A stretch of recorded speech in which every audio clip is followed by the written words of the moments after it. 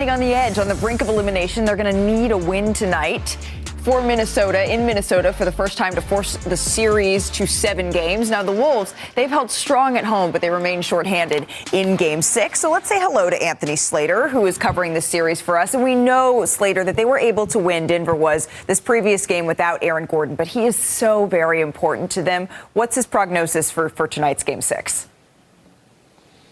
They're listing him as questionable again, which I think this is about the 5th straight game. I'd lean towards doubtful. He was out here on this court yesterday after practice getting, I would say, some light shooting in. Every time I've seen him in this series, it's been very tentative movement. Even, he played Game 4 here and warmed up pregame, and there was no burst to his warm-up. And you even saw it in the game, 23 minutes. David Adelman says he's laboring. I just think it's risky to put him on the floor, number one, for his long-term health, but also number two, if they are to get beyond this series, they don't need a laboring Aaron Gordon against the Spurs. They need Aaron Gordon against the Spurs. So I think it's possible they just sit him in and hope they can win the series without him. And I will say quickly on the Minnesota side, Ayo Dosunmu actually popped up as questionable for the Wolves with his own calf issue, and that's something to watch. He had 43 in Game 4 here. Yeah, Ayo Dosunmu not being able to go for Minnesota, essentially they'd be without their 3 top guards, and that would be a huge blow for them, which brings us to they don't want this thing to go 7. They want to get this thing done. And yes, I know they have gone back to Denver. They've won in Denver a Game 7 last season, but that was with Anthony Edwards and company. That's not the case this time. So what's their mentality going into this game?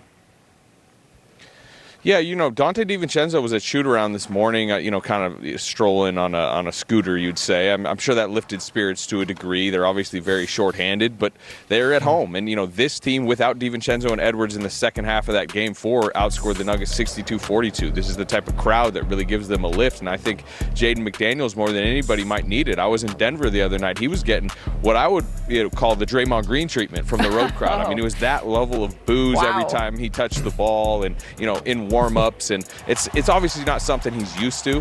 Mike Conley said he told McDaniels on the bench, hey, like the amount of hate that you're getting tonight, you're going to get 10 times the love in Minnesota come Game 6, and I thought he had his worst game of the series in Game 5, so he needs to bounce back, and I think the crowd will try to lift him to that tonight. Yeah, this feels as much of a must-win as it can for Minnesota at home in this Game 6. Slater, thank you so very much for that insight, and I think you're absolutely right. Unfortunate injury news. It really has been a huge part of what's defined this series, but there's certainly still star power. There's guys who are stepping up in their role and filling the void. So, Danny, when you're looking at this matchup, what is the key player that you have your eye on? I'm looking at Rudy.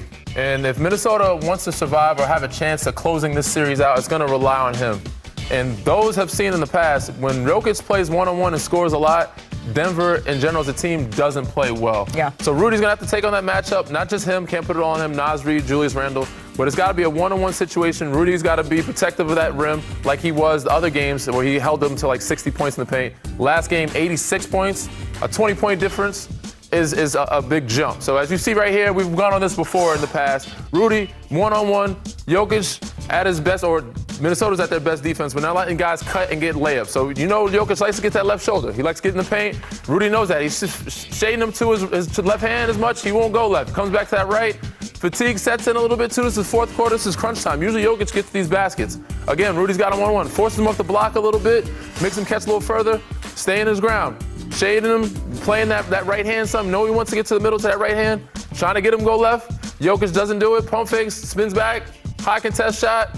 This is where you're at your best and you have your most advantage or chances at staying in the game, because defensively, you guys are decent. They're only good on offense. Denver struggles defensively. You can get whatever you want against their defense, but on offense, like you said, against when Denver's playing offense, you got to hold them to under 120 points if you can. That's the only way they have a chance at getting in this series or winning this series anyway. Well, I know you give me that face. That was cute. That was a great breakdown. Shout out to Rudy. But this is all about the greatness of Jokic right now. Top 10 center of all time, and the stage. You better show it. Well, is he ready to dance? Like, when you talk about Jokic and we talk about a guy that's considered top 10, he got to be able to go win these next 2 games. Yeah. No Anthony Edwards, no Dante. So you got to go out there and deliver. I understand you're going against a 4-time Defensive Player of the Year, but damn it, it's time for you to set. This is a legacy moment. He's coming up on his 100th game of his playoff career. Look at these numbers, Malika.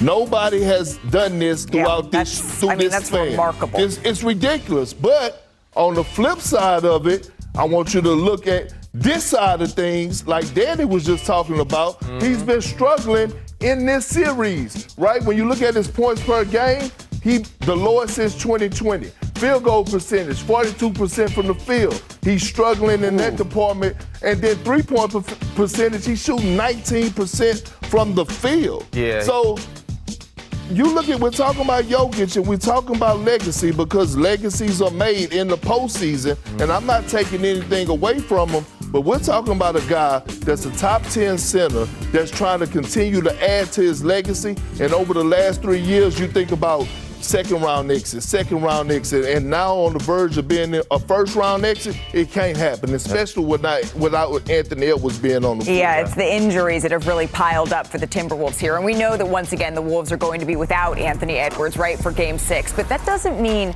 that Minnesota is going to be without hope in this game, because do you see that orange wristband?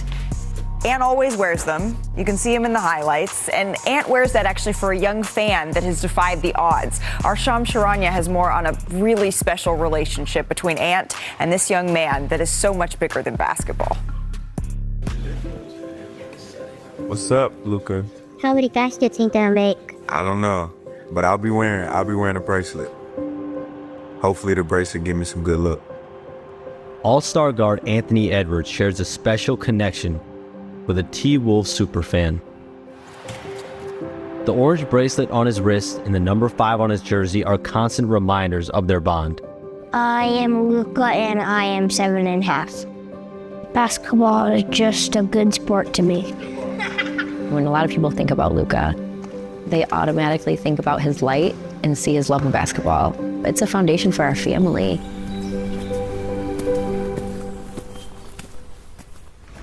Now can you shoot? 7-year-old Luca Wright inherited his passion for basketball from his dad, Larry. I had to watch movies, and he's like, oh, what is that movie? Space Jam. He's like, oh, Jordan's the best. In 2023, the Wright family learned dark days were ahead.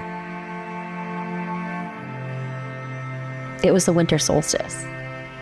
Longest, darkest day of the year. We're sitting in this ER room.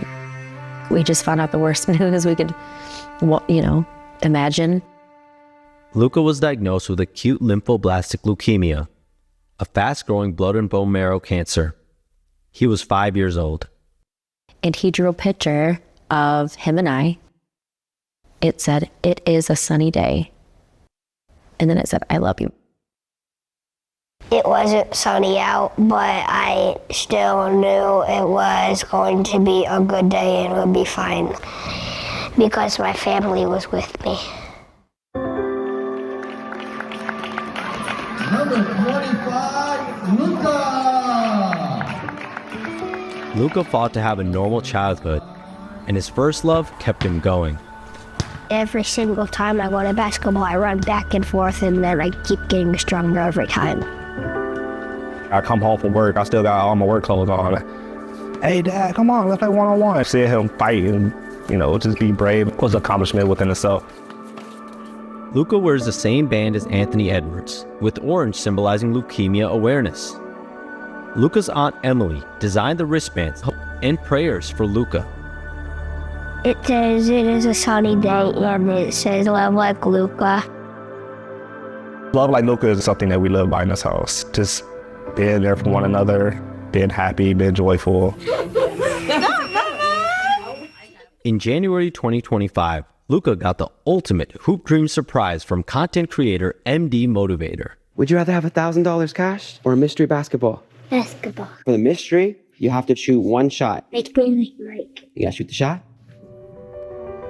Luca and his family were gifted tickets to the Timberwolves Pistons game. I'm going to the NBA. He was a celebrity, treating him so good, and he felt so special, and he was so happy. Who's that? What's up, my boy? Okay. What's up with it? You alright? You got something for me? Okay, cool.